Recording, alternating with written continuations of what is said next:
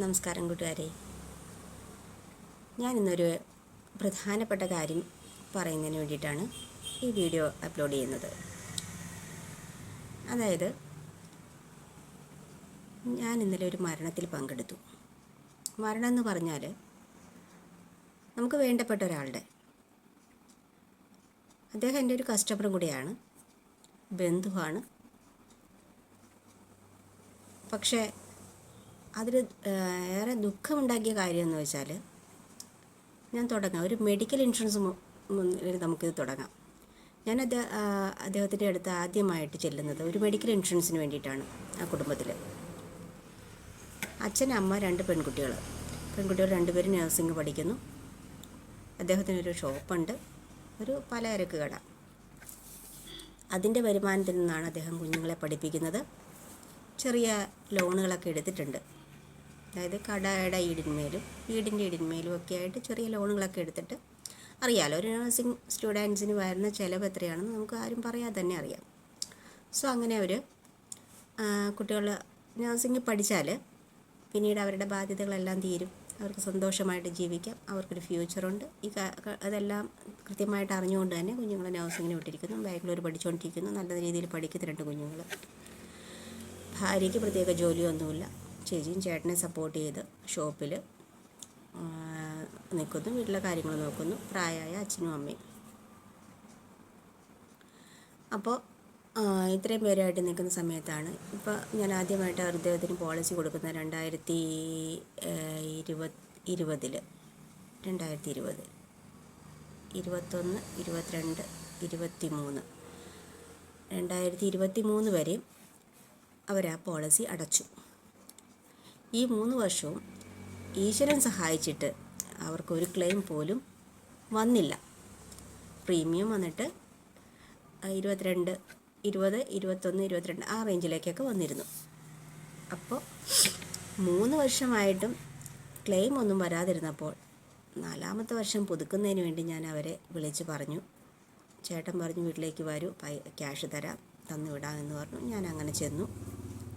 ചേച്ചി ഒരു രീതിയിലും മെഡിക്കൽ ഇൻഷുറൻസ് പുതുക്കാൻ അനുവദിച്ചില്ല. 60,000 രൂപയുടെ അടുത്ത് ചിലവായി. വെറുതെ നമ്മൾ പൈസ അടച്ചു, ഞങ്ങൾക്ക് ക്ലെയിം ഒന്നും വന്നിട്ടില്ല. ഇത്രയും തുക അടച്ച് എന്തിനാണ്? 60,000 രൂപ ഉണ്ടായിരുന്നു, ഈ കുഞ്ഞുങ്ങളുടെ വിദ്യാഭ്യാസ കാര്യത്തിലേക്ക് വേണ്ടിയിട്ട് ഉപയോഗിക്കാമായിരുന്നു. ചേട്ടൻ ലോൺ എടുത്തൊക്കെയാണ് ഇത് ചെയ്യുന്നത്, നിനക്കത് അറിയാവുന്ന കാര്യമല്ലേ. അപ്പോൾ നമുക്കൊരു കാര്യം ചെയ്യാം, പോളിസി വേണ്ടാന്ന് വയ്ക്കാം. സർക്കാരിൻ്റെ എന്തോ കാരുണ്യ അങ്ങനെ എന്തോ ഉണ്ട്, അത് പോയി എടുക്കാം. അതാവുമ്പോൾ അപ്പോഴും ഞാൻ പറഞ്ഞു, ചേച്ചി അത് ഗവൺമെൻറ് ഹോസ്പിറ്റലിലും മറ്റു ഹോസ്പിറ്റലുകൾ കിട്ടുന്നുണ്ടെന്ന് പറയുന്നു. പക്ഷേ ഇതുവരേക്കും അവർക്കുള്ള ഹോസ്പിറ്റലുകളിൽ മുടക്കിയ തുക തിരിച്ചു കൊടുക്കാത്തതുകൊണ്ട് ആ പോളിസികളും ഇപ്പോൾ ആകെ പരിതാപാവസ്ഥയിലാണ്.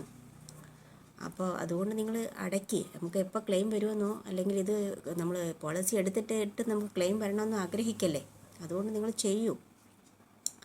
അപ്പോൾ ഒരു കാര്യം ചെയ്തു, അപ്പോൾ ഒരുമിച്ച് നിങ്ങൾക്ക് തരുമ്പോഴാണ് ഈ ബുദ്ധിമുട്ട് വരുന്നതെങ്കിൽ നിങ്ങൾ ഒരു മാസം 1,000 രൂപ വെച്ച് തന്നോളൂ. എന്നിട്ട് അല്ലെങ്കിൽ നിങ്ങൾ അത് മാറ്റിയിട്, നിങ്ങളുടെ കയ്യിലിരുന്ന് ചിലവായി പോകി എനിക്ക് ഇട്ട് തന്നോളൂ, ഞാനത് സൂക്ഷിച്ചിട്ട് ഒരുമിച്ച് പൈസ അടയ്ക്കാം, ആകുമ്പോൾ ഒരുമിച്ച് എടുത്ത് അടച്ചോളാം എന്നൊക്കെ പറഞ്ഞു. അവർ സമ്മതിക്കില്ല. അതിൻ്റെ ആവശ്യമില്ല, ഒരു പ്രശ്നമില്ല, ഇനി അത് കുഞ്ഞുങ്ങൾ പഠിച്ചിറങ്ങി കഴിയുമ്പോഴത്തേക്കും അവർ നേഴ്സൊക്കെ അല്ലേ. അപ്പോൾ പിന്നെ അവർ ട്രീറ്റ്മെൻറ്റിൻ്റെ കാര്യങ്ങളെക്കുറിച്ച് അവർക്ക് ഗ്രാഹ്യം ഉണ്ടാവും, അത് ബുദ്ധിമുട്ടില്ല.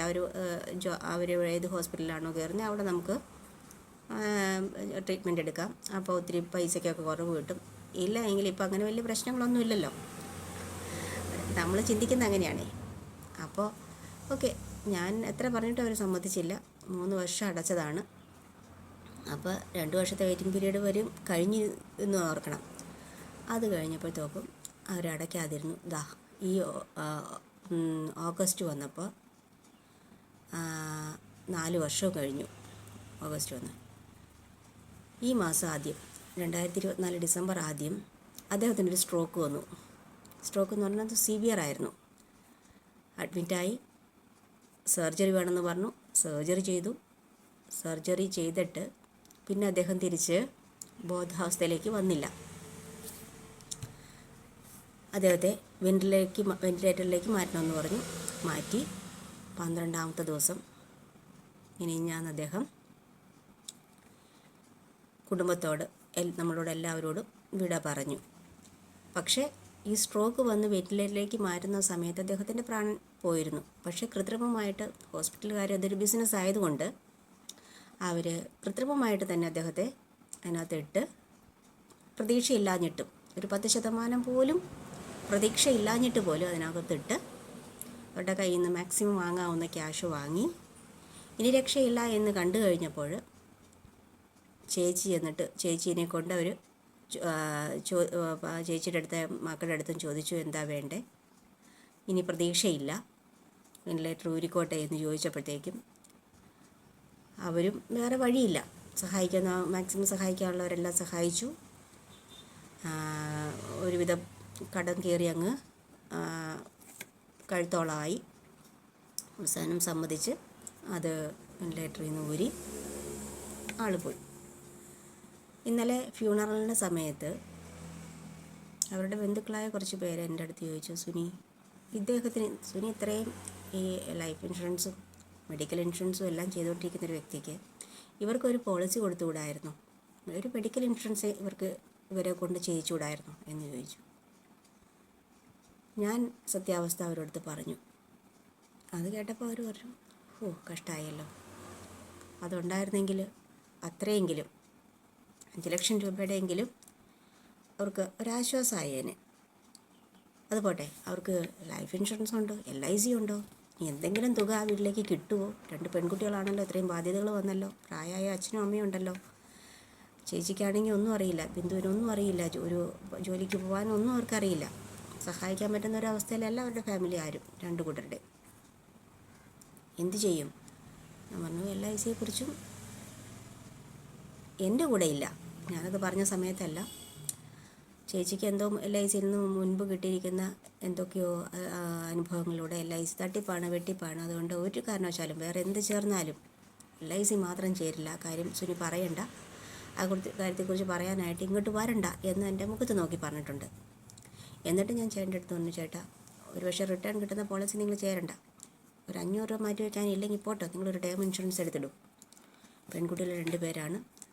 അവർ നമ്മുടെ ജീവിതത്തിൽ യാതൊരു ഇതുമില്ല, മുൻപോട്ട് എങ്ങനെയെന്നുള്ള പ്രഡിക്റ്റ് ചെയ്യാൻ നമുക്ക് പറ്റില്ല, അനിശ്ചിതാവസ്ഥ എപ്പോഴും ഉണ്ട്. അപ്പോൾ ചേട്ടനൊരു കാര്യം ചെയ്യും, ഒരു ടേം ഇൻഷുറൻസ് എങ്കിലും എടുത്തിട്ട്, വലിയ എമൗണ്ട് ഒന്നും ആവില്ല. ഇനി LICയുടെ വേണമെന്നുണ്ടെങ്കിൽ വേറെ ഏതെങ്കിലും കമ്പനികളുടെ ടേം ഇൻഷുറൻസ് ആണെങ്കിൽ എടുത്തിടും എന്ന് പറഞ്ഞപ്പോൾ അതും ചേച്ചി സമ്മതിക്കൂല. ഇനി ഈ കാര്യങ്ങൾ പറഞ്ഞിട്ട് എന്താ അവരൊക്കെ പറയുന്ന ന്യായം, എൻ്റെ ഭർത്താവോ എൻ്റെ ഭാര്യയോ എൻ്റെ മക്കളോ അല്ലെങ്കിൽ എൻ്റെ അച്ഛനോ അമ്മയോ മരിച്ചിട്ട് കിട്ടുന്ന പണമൊന്നും എനിക്ക് വേണ്ട, ഞങ്ങൾക്ക് വേണ്ട. ഓക്കെ, പക്ഷേ മരിച്ച് കിടക്കുന്ന ബോഡിയുടെ മുമ്പിൽ വെച്ച് ബന്ധുക്കൾ ചോദിക്കുന്ന ചോദ്യം ഇതാണ്, ഇദ്ദേഹത്തിന് അല്ലെങ്കിൽ ഇവർക്ക്, അമ്മയ്ക്ക്, അച്ഛന്, മക്കൾക്ക് ഇൻഷുറൻസ് ഉണ്ടായിരുന്നോ എന്നുള്ള ചോദിക്കുന്നത്. അപ്പോൾ അതും പോയി. കാരണം വലിയ ലയബിലിറ്റി വന്നു, ഒരു ഇൻഷുറൻസ് ഇല്ല, മെഡിക്കൽ ഇൻഷുറൻസ് ഉണ്ടായിരുന്നില്ല. എന്താ പറയുക, ആകെ വളരെ ദയനീയമായൊരവസ്ഥ. ഒരു ചെറുതെങ്കിലും ഒരു ഇൻഷുറൻസ് ലൈഫ് ഇൻഷുറൻസ്, അവർക്ക് ഒരു ഇൻഷുറൻസ് കവറേജ് ഉണ്ടായിരുന്നെങ്കിൽ അദ്ദേഹത്തിൻ്റെ ഡെത്ത് സർട്ടിഫിക്കറ്റ് എല്ലാം ഹാജരാക്കി കഴിഞ്ഞ് ഒരു 15 ദിവസം അല്ലെങ്കിൽ ഒരു മാക്സിമം ഒരു മാസത്തിനുള്ളിൽ 1 ലക്ഷം രൂപയുടെ എങ്കിലും ഒരു പോളിസി ഉണ്ടായിരുന്നെങ്കിൽ ആ തുക അവിടെ കിട്ടിയിരുന്നേനെ. ശരിയല്ലേ? അതുകൊണ്ട് ആ കുടുംബത്തിന് ബാധ്യതകളെല്ലാം തീർക്കാനല്ല, പക്ഷേ മുങ്ങിച്ചാകാൻ തുടങ്ങുന്ന ഒരാൾക്ക് കിട്ടുന്ന ഒരു കച്ചിത്തുരുമ്പ് പോലെ ഒരു ആശ്വാസം ആയേനെ. അതും ഇല്ല. ഇനി മുൻപോട്ട് നോക്കിയാൽ അവർക്ക് ഈ കട ഒന്ന് പച്ച പിടിച്ച് കൊണ്ടുവരാനായിട്ട്, കാരണം ഇത്രയും ദിവസം കിടന്നപ്പോഴത്തേക്ക് ഏകദേശം നമ്മളൊരു സ്ഥാപനം നടത്തുമ്പോൾ അറിയാലോ, പൂട്ടിക്കിടന്നാൽ നമുക്ക് നമ്മുടെ കസ്റ്റമേഴ്സൊക്കെ വേറെ പോവും. അതിനകത്ത് ക്രെഡിറ്റ് കൊണ്ടുപോയിക്കുന്നവരുണ്ട്, കടം മേടിച്ചുകൊണ്ട് പോയിക്കുന്നവരുണ്ട്. അത് എത്ര കിട്ടാനുണ്ടെന്ന് ഇദ്ദേഹത്തിന് അറിയാമായിരിക്കും, പക്ഷേ എവിടെയെങ്കിലും എഴുതി വെച്ചിട്ടുണ്ടാകും. പക്ഷേ അവർ തന്നു എന്ന് പറഞ്ഞാൽ നമുക്ക് വേറൊന്നും പറയാനുമില്ല. അതും പോയേ. വീട്ടുകാരും നാട്ടുകാരും എല്ലാവരും സഹായിച്ചു. പക്ഷേ ഇനി തുടർന്നങ്ങോട്ട് ഈ കുഞ്ഞുങ്ങളുടെ ഫീസ്, മറ്റു കാര്യങ്ങൾ ഒന്നുമില്ല, അടയ്ക്കാനൊരു നിവൃത്തിയില്ല. അപ്പോൾ കൂട്ടുകാരെ, ഞങ്ങളെപ്പോലുള്ള ഏജൻസ് നിങ്ങളുടെയൊക്കെ മുന്നിൽ വരുമ്പോൾ ഞങ്ങൾക്ക് കിട്ടുന്ന ബെനിഫിറ്റ് മാത്രമല്ല ഞങ്ങൾ ചിന്തിക്കുന്നത്. നിങ്ങളുടെ ലൈഫിൽ നിങ്ങൾക്കൊരു പ്രശ്നങ്ങൾ വന്നാൽ നിങ്ങൾക്കൊരു കൈത്താങ്ങാകാൻ ഈ ലൈഫ് ഇൻഷുറൻസ് കോർപ്പറേഷന് പറ്റും, അല്ലെങ്കിൽ ഈ ഇൻഷുറൻസ് പോളിസികൾക്ക് സാധിക്കും എന്ന ഉറച്ച വിശ്വാസം കൊണ്ടാണ് ഞങ്ങൾ നിങ്ങളുടെ മുമ്പിൽ വരുന്നത്. നിങ്ങൾ ഒരു പോളിസി ചേരുമ്പോൾ ഞങ്ങൾക്ക് കമ്മീഷൻ കിട്ടുന്നുണ്ട്, ഇല്ല എന്ന് ഞങ്ങൾ പറയുന്നില്ല. പക്ഷെ അതിലേറെ ബെനിഫിറ്റ് നിങ്ങൾക്കുണ്ട് കൂട്ടുകാരെ. അതുകൊണ്ട് ചെറുതാണെങ്കിൽ പോലും ഒരു ഇൻഷുറൻസ് നമ്മളുടെ ജീവിതത്തിൽ ആവശ്യമാണേ. അത് ഞങ്ങളെപ്പോലുള്ള ഏജൻറ്റിൻ്റെ കൂട്ടത്തിൽ നിങ്ങൾക്ക് ചേരാൻ പറ്റുന്നില്ലെങ്കിൽ, അല്ലെങ്കിൽ ചേരാൻ ഇഷ്ടമില്ലെങ്കിൽ നിങ്ങൾക്ക് ഡയറക്റ്റായിട്ട് ചെന്നെടുക്കാനും പറ്റുമേ. അപ്പോൾ ഞങ്ങളെപ്പോലുള്ളവർ നിങ്ങളുടെയൊക്കെ മുന്നിൽ വരുമ്പോൾ ജസ്റ്റ് അത് കേൾക്കാനുള്ളൊരു മനസ്സെങ്കിലും കാണിക്കണം. എടുത്തില്ലെങ്കിലും അതൊന്ന് കേൾക്കാനായിട്ടൊരു 10 മിനിറ്റ് നിങ്ങളൊന്ന് ഞങ്ങൾക്ക് വേണ്ടി തരണേ. അതുപോലെ തന്നെ നിങ്ങൾക്ക് ലയബിലിറ്റി ഉണ്ടെന്നുണ്ടെങ്കിൽ, നിങ്ങൾ എവിടെ നിന്നും ആയിക്കോട്ടെ, നിങ്ങൾക്ക് വലിയൊരു ലയബിലിറ്റി ഉണ്ടെന്നുണ്ടെങ്കിൽ അത്രയും ലയബിലിറ്റിയുടെ അത്രയും തുകയ്ക്കുള്ള ഇൻഷുറൻസ് നിങ്ങൾ എടുത്തിടണേ. കാരണം നമ്മുടെ വീട്ടിലെ നമ്മൾ പോയാലും നമ്മുടെ കുടുംബം അനാഥമാകാതിരിക്കാൻ, അല്ലെങ്കിൽ ആ കുടുംബം പോലും വിറ്റ് മറ്റുള്ളവർക്ക് കൊടുക്കാതിരിക്കാനായിട്ട്, ജീവിച്ചിരിക്കുന്നവർക്ക് ജീവിച്ചല്ലേ പറ്റുള്ളൂ, ബാലൻസ് ഉള്ളവർക്ക് പോയവർക്കല്ലേ പോകാൻ പറ്റുള്ളൂ. അപ്പോൾ അതിന് വേണ്ടിയിട്ട് നിങ്ങൾ ഒരു ഇൻഷുറൻസ് ചേർന്നിടണം. എൻ്റെ ചെറിയ, അല്ലെങ്കിൽ എൻ്റെ വളരെ ഹമ്പിളായുള്ളൊരു റിക്വസ്റ്റാണത്. അപ്പോൾ കുഞ്ഞുങ്ങളുടെ പേരിലായിക്കോട്ടെ, ഭാര്യ ഓർ ഭർത്താവ്, അച്ഛൻ, അമ്മ, ആരുടെ പേരിലായിക്കോട്ടെ, ഒരു ഇൻഷുറൻസ് പോളിസിയും മസ്റ്റായിട്ട് മെഡിക്കൽ ഇൻഷുറൻസും ഇനി നമുക്ക് ആവശ്യമാണ്. ഹോസ്പിറ്റലുകാർ ഒരിക്കലും നമ്മളെ നന്നാക്കാനിരിക്കുന്നതല്ല, അവരത് ബിസിനസ്സാണ്. ഇനി അതുമല്ല, ഗവൺമെൻറ് ഹോസ്പിറ്റലിലേക്ക് പോകാമെന്ന് ചോദിക്കും. അവിടെ നമുക്ക് എത്ര നല്ല മെഡിക്കൽ ഫെസിലിറ്റീസ് ഉണ്ട്. അവിടെ തൂണും തുരുമ്പും എല്ലാം നമ്മുടെ മുമ്പിൽ കൈ നീട്ടും. അത് കൊടുത്തില്ലെങ്കിൽ നമുക്കൊരു സർജറി മറ്റു കാര്യങ്ങളൊന്നും പ്രോപ്പറായിട്ട് അവിടെ ചെയ്തു തരില്ല. അത് നമ്മുടെ ഈ സിസ്റ്റം അങ്ങനെ ആക്കി വെച്ചിരിക്കണതാണ്. അപ്പോൾ നമുക്ക് വേണ്ടതെന്താ? നമ്മുടെ കുടുംബത്തിൻ്റെ സുരക്ഷയാണ്. ആ പ്രൊട്ടക്ഷൻ കൊടുക്കാൻ നമ്മൾ പണിയെടുത്ത് നടക്കുന്ന കാലത്ത് നമ്മൾ ചെയ്തേ പറ്റുള്ളൂ. നമ്മുടെ വരുമാനത്തിൻ്റെ 30% സേവ് ചെയ്യണമെന്നാണ് പറയുന്നത്. ഈ രീതിയിലാവാം, ബാങ്ക് സേവിങ്സ് ആവാം, ഇൻഷുറൻസ് ആവാം, അങ്ങനെ എന്ത് രീതിയിലെങ്കിലും നമ്മൾ സേവ് ചെയ്യണം. അതിൽ 30%, അതായത് 10,000 രൂപയുള്ള കിട്ടുന്ന ഒരാൾ 3,000 രൂപ സേവ് ചെയ്യണമെന്ന്. പക്ഷേ നമ്മളത് ചെയ്യുന്നില്ല. പോട്ട് നമ്മളൊക്കെ ഒരു മാസം പുറത്തിറങ്ങിപ്പോയി കഴിക്കുന്ന ചായയുടെയോ പലഹാരത്തിൻ്റെയോ അല്ലെങ്കിൽ വേറെ അനാവശ്യമായി നടത്തുന്ന ഷോപ്പിങ്ങുകളുടെയൊക്കെ തുക മാത്രമേ ഇതിനകത്ത് വരുന്നുള്ളൂ. അതിലപ്പുറം ഒന്നും വരുന്നില്ല. ആണുങ്ങളായ സിഗരറ്റ് പുകച്ച് കളയുന്ന പൈസയെ വരുന്നുള്ളൂ. നിങ്ങൾ മിനിമം ഒരു 500 രൂപയെങ്കിലും നിങ്ങളുടെ ലൈഫിന് വേണ്ടിയിട്ട്, നിങ്ങളുടെ ലൈഫിനല്ല, നിങ്ങളെ സ്നേഹിച്ച, നിങ്ങളെ ഡിപ്പെൻഡ് ചെയ്ത് ജീവിക്കുന്നവർക്ക് വേണ്ടിയിട്ട് മാറ്റി വയ്ക്കണേ. ഇന്ന് ആ കുടുംബത്തിൻ്റെ അവസ്ഥ വളരെ ദയനീയമാണ്. ആരുണ്ട് സഹായിക്കാൻ? ആ ഫ്യൂണറലങ്ങ് ദഹനത്തിന് വെച്ചപ്പോഴത്തേക്ക് എല്ലാവരും പിരിഞ്ഞു. ആ ചേച്ചിയുടെ അച്ഛനും അമ്മയും കൂടപ്പിറപ്പുകളും അവിടെയുണ്ട്, ചേട്ടൻ്റെ ഉണ്ട്, ബാക്കി ബന്ധുക്കളെല്ലാം പിരിഞ്ഞു. സഹോദരങ്ങൾ പോലും അവരുടെ ലൈഫിൽ അവർക്ക് കുടുംബമുള്ളത് അവർ പോയി. അച്ഛനും അമ്മയും വയറിലെണ്ണാവുന്ന 1-2 പേരവിടെ ഉള്ളൂ. ഇനി അവർ വരും ആ സഞ്ചയനത്തിന്, പിന്നെ അതിൻ്റെ അടിയന്തരത്തിന്. അത് കഴിഞ്ഞ് അവർ മറക്കും. അവർക്ക് ഇവരെ നോക്കിയിരിക്കാനൊന്നും നേരമില്ല. അവർക്കെന്നല്ല, ആർക്കും ഇല്ല. അത് സത്യമായ കാര്യമാണ്. പക്ഷേ ജീവിച്ചിരിക്കുമ്പോൾ നമ്മളിതേപ്പറ്റി ആളുകളോട് പറയുമ്പോൾ അതിന് നെഗ്ലക്റ്റ് ചെയ്യുക, അല്ലെങ്കിൽ പരിഹസിക്കുക. ഒരു LIC, എൻ്റെ അടുത്ത് പലരും പറഞ്ഞിട്ടുണ്ട്, ഒരു LIC കൊണ്ട് നടക്കുന്നു. എൻ്റെ ബന്ധുക്കൾ എന്നോട് ചോദിച്ചിട്ടുണ്ട്, ഒരു LICയുടെ ഇങ്ങനെ ഈ കാര്യങ്ങളെക്കുറിച്ച് സംസാരിക്കുമ്പോൾ നിനക്ക് എത്ര രൂപ വേണം, അത് ഞങ്ങൾ തരാം, ഈ LIC കൊണ്ട് പറയണ്ടെന്ന്. നമ്മൾ അവരുടെ ദാനം മേടിക്കാനിരിക്കുക അല്ല. നമുക്കറിയാവുന്നൊരു ജോലി ചെയ്തല്ലേ നമ്മൾ വരുമാനം ഉണ്ടാക്കുന്നത്. ഇതും ഒരു ജോലിയാണ്. ഞങ്ങളുടെയൊക്കെ കുടുംബം നടത്താനായിട്ട് നിങ്ങളുടെ മുമ്പിൽ വരുന്ന, അല്ലെങ്കിൽ നടന്നോ സ്കൂട്ടറിനോ ഒക്കെ കാറിനോ ഒക്കെ വരുന്ന ഏജൻസ്, അവരതൊരു പ്രൊഫഷനായിട്ട് എടുത്തിരിക്കുന്നതാണ്. എന്ന് വെച്ചിട്ട് അത് നിങ്ങളെ കാര്യങ്ങൾ ബോധിപ്പിച്ച്, ഇൻഷുറൻസിൻ്റെ പ്രാധാന്യത്തെ ബോധിപ്പിച്ച് തന്നെയാണ് നിങ്ങളെ ചേർക്കുന്നത്. ഒരിക്കലും നിങ്ങളൊരു ഏജൻറ്റിന് വേണ്ടിയിട്ട് പോളിസി എടുക്കല്ലേ. അത് ഒരിക്കലും മുന്നോട്ട് പോവില്ല. നിങ്ങൾക്ക് വേണ്ടിയിട്ടാണ്, നിങ്ങളുടെ ഫാമിലിക്ക് വേണ്ടിയിട്ടാണെന്ന് മാത്രം കരുതി പോളിസി എടുക്കണം. മെഡിക്കൽ ഇൻഷുറൻസും എടുക്കണം. മെഡിക്കൽ ഇൻഷുറൻസ് മസ്റ്റായിട്ട് എടുക്കണേ. ഗവൺമെൻറ് ഹോസ്പിറ്റലിൽ ഡിപ്പെൻഡ് ചെയ്തിരുന്ന് നമ്മുടെ ഒരിക്കലും നമുക്ക് നല്ലൊരു ചികിത്സ കിട്ടില്ല. അങ്ങനെ കിട്ടുമായിരുന്നെങ്കിൽ നമ്മുടെ മന്ത്രിമാരും മറ്റുള്ളവരൊന്നും ഈ ഗവൺമെൻറ് ഹോസ്പിറ്റലിലല്ലേ പോവുള്ളൂ. അവർ വിദേശ രാജ്യങ്ങളിലേക്ക് പോവില്ലല്ലോ ചികിത്സിക്കാനായിട്ട്. അപ്പോൾ ഗവൺമെൻറ് ഹോസ്പിറ്റലിൽ അത്രയും ഫെസിലിറ്റീസേ ഉള്ളൂ. പിന്നെ നമ്മൾ പ്രൈവറ്റ് ആയിട്ടുള്ള ഏതെങ്കിലും സ്ഥാപനത്തിൽ നിന്ന് വായ്പ എടുത്തിട്ടുണ്ടെങ്കിൽ, നമ്മുടെ വീട്ടിൽ ഒരാൾ ജീവിച്ചിരിക്കുന്നുണ്ടെങ്കിൽ അയാളുടെ കയ്യിൽ നിന്ന് ആ പൈസ ആ ആളുടെ കയ്യിൽ നിന്നില്ല അവസാനത്തെ തൊട്ട് വരെ വാങ്ങിയെടുത്തിട്ടേ അവർ പോവുള്ളൂ. ഇൻഷുറൻസ് അങ്ങനെയല്ല, LIC അങ്ങനെയല്ല.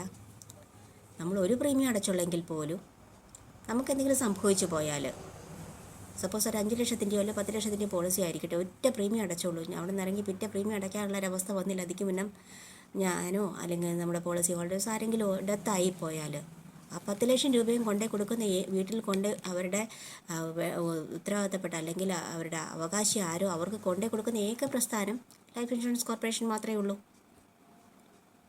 ഇങ്ങനൊരു പൊതുമേഖലാ സ്ഥാപനം ഉള്ളത് കൊണ്ടാണ് നമ്മുടെ നാട് ഇത്ര പുരോഗമിക്കാൻ കാരണം. നമുക്ക് ധൈര്യമായിട്ട് ചേരാം. ഇതൊരു പ്രൈവറ്റ് ഇൻഷുറൻസ് അല്ല. നമുക്കിതിനെ ചോദ്യം ചെയ്യാനുള്ള അവകാശമുണ്ട്. നമുക്ക് ഡയറക്റ്റ് പോയിട്ട് നമ്മുടെ പ്രീമിയം അടയ്ക്കാനുള്ള റൈറ്റ് ഉണ്ട്. ഏജൻറ്റ്സ് പോർട്ടൽ അല്ലെങ്കിൽ കസ്റ്റമർ പോർട്ടലിലൊക്കെ കയറി നമ്മുടെ പ്രീമിയം അടയ്ക്കാൻ പറ്റും. പണ്ടൊക്കെ ഏജൻറ്റിനെ ഡിപ്പെൻഡ് ചെയ്തുകൊണ്ടല്ലേ ഇരുന്നേച്ചത്. ഇപ്പോൾ ഏജൻറ്റിനൊന്നും വരണമെന്നൊന്നുമില്ല, നമുക്ക് നേരിട്ട് പ്രീമിയം അടയ്ക്കാം. നിങ്ങളുടെ വലിയൊരു തുക ഒരുമിച്ച് അടയ്ക്കാൻ നിൽക്കണ്ട, മന്ത്ലി നമ്മുടെ അക്കൗണ്ടിൽ നിന്ന് കട്ട് ചെയ്യാം. ഇങ്ങനെയുള്ള എല്ലാ ഫെസിലിറ്റീസും നമുക്കുണ്ട്. മനസ്സിലായേ? നമ്മൾ ചിലവാക്കി കളയുന്ന നാണയങ്ങൾ മതി കൂട്ടുകാരെ നമുക്കൊരു ചെറുതാണെങ്കിൽ പോലും ഒരു പോളിസി എടുക്കാൻ. അതുകൊണ്ട് ഇത് എന്നെ കേട്ടുകൊണ്ടിരിക്കുന്ന നിങ്ങൾ വിവിധ സ്ഥലങ്ങളിലുള്ളവരാ. ഞാനിത് ഫേസ്ബുക്കിൽ കൂടെ പോസ്റ്റ് ചെയ്യാനുള്ള കാരണം ആ മരണം എന്നെ അത്രമാത്രം ടച്ച് ചെയ്തു. അതുകൊണ്ടാണ്. ഇതൊന്നൊന്നുമല്ല, നമ്മൾ ഒത്തിരി കണ്ടിട്ടുണ്ട്. പക്ഷേ ഇങ്ങനൊരവസ്ഥ നാളെ എൻ്റെ കൂട്ടുകാർക്ക് ആർക്കും വരാതിരിക്കാനാണ് ഞാനിത് പറയുന്നത്.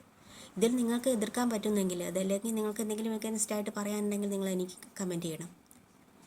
ഇല്ല, ഞാൻ ഈ പറയുന്ന കാര്യങ്ങളിൽ എന്തെങ്കിലും ഒരു വാസ്തവം ഉണ്ടെന്നുണ്ടെങ്കിൽ എനിവേ നിങ്ങൾ എൻ്റെ കൂട്ടത്തിലോ അല്ലെങ്കിൽ നിങ്ങളുടെ മുമ്പിൽ വരുന്നൊരു ഏജൻറ്റിൻ്റെ കൂട്ടത്തിലോ അല്ലെങ്കിൽ നിങ്ങൾ ഡയറക്റ്റായിട്ടോ പോയിട്ട് മെഡിക്ലെയിമോ ലൈഫ് ഇൻഷുറൻസോ പോളിസി എടുത്തിരിക്കണം. കേട്ടല്ലോ? നമ്മുടെ കയ്യിലിരിക്കുന്ന ഈ പൈസ തീരാനും അല്ലെങ്കിൽ നമുക്കവിടെ കയ്യിൽ നിന്ന് അത് നഷ്ടപ്പെടാനും അധികം സമയമൊന്നും വേണ്ട. കോടികളുള്ളവരും നിക്ഷേപിക്കുന്നുണ്ട്, പോളിസികൾ എടുക്കുന്നുണ്ട്. അവർക്കപ്പോൾ കോടികളുണ്ടല്ലോ, ഞങ്ങളുടെ കയ്യിൽ ഞങ്ങൾക്ക് പൈസ കൊണ്ട് വരുമാനമുണ്ട്, അതുകൊണ്ട് നമുക്കത് വേണ്ട എന്നല്ല അവർ വിചാരിക്കുന്നത്. മനസ്സിലായേ? അവരും എടുക്കുന്നുണ്ട്. സാധാരണക്കാർ ഏറ്റവും കൂടുതൽ സാധാരണക്കാരുടെ ഇടയിലാണ് ഇൻഷുറൻസ് എത്താത്തത്. അപ്പോൾ അവർക്ക് വേണ്ടിയിട്ട് ചെറുതാണെങ്കിൽ പോലും നിങ്ങളുടെ കയ്യിലുള്ള തുക ഒന്ന് മാറ്റി വെക്കണേ. ഒരു 500 രൂപയെങ്കിലും മിനിമം മാറ്റി വെക്കണേ. ഫാമിലിയിൽ മൊത്തം ഇൻഷുറൻസ് എടുത്താൽ അത്രയും നല്ലത്. ചെറിയ തുകയുടെ ആണെങ്കിൽ പോലും ഇൻഷുറൻസ് എടുത്താൽ അത്രയും നമുക്ക് നല്ലതാണ്. ഇത് ഞങ്ങളെപ്പോലുള്ള ഏജൻസിൻ്റെ വരുമാനം നോക്കിക്കൊണ്ട് മാത്രമല്ല ഞങ്ങൾ പറയുന്നത് കേട്ടോ.